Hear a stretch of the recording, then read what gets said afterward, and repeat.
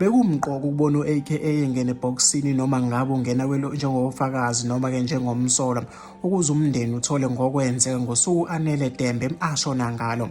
Lawo ngamazwi kaMnumzane Moses Dembe ongoyise ka-Anele ngesikhathi ekhuluma ngokukhethekile ne-SABC izolo ngeSonto ngemva kweminyaka emithathu kwadlula emhlabeni indodakazi yakhe okwagcina kuvela ukuthi yasponsa ebhilidini eCape Town.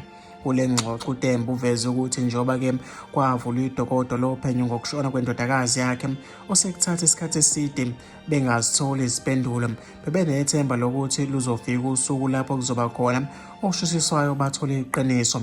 Uthe unolwazi lokuthi u-AKA nguyena owayenendodakazi yakhe ngesikhathi kwenzeka lesi sigameko. Okucacisile ukuthi-ke ngalokhu kakusho ukuthi-ke wayenecala u-AKA noma-ke wayezoshushiswa ngokushona-ke kwayo, kodwa-ke njengomndeni babefuna ukuthola izimpendulo zemibuzo eminingi abasala nayo kusukela-ke yadlula emhlabeni. Ngakho-ke njengomndeni kumqoka ukuthi-ke uKenan abizwe lebhokisini noma ngabe-ke uya njengofakazi noma-ke njengomsolwa, kusho-ke uDembe noma-ke kule ngxoxo. Uthe-ke uyakuchitha uma-ke kukhona osola ukuthi u-AKA uyathinteka ekushoneni kwendodakazi yakhe, njengoba-ke ekhuthaza ukuthi bakholwe ubufakazi obuphathekayo ngaso sonke isikhathi kulolu daba. uDembe uthe-ke okumkhathazayo ngokungabi nanqubekela phambili kwaleli dokodo lophenyo ukuthi amaphoyisa amtshela ukuthi-ke anecala eliqinile futhi azoshushisa ngokushona-ke kuka-Anele. Salindele ukuthi-ke kube khona ozoshushiswa.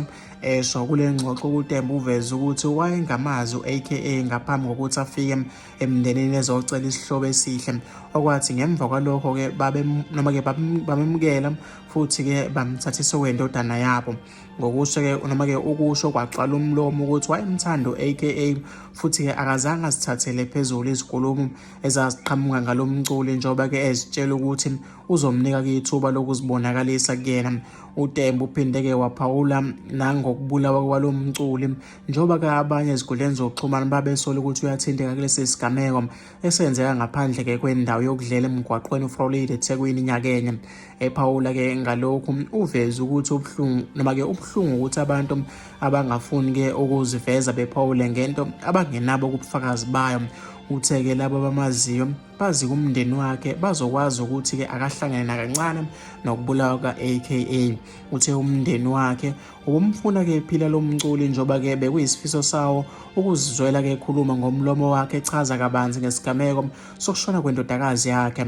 Uthe-ke amaphoyisa kawaze kambuze lutho ngokushona ka-AKA futhi-ke kasikho isidingo salokho, njengoba-ke kungekho okumhlanganisa nakho.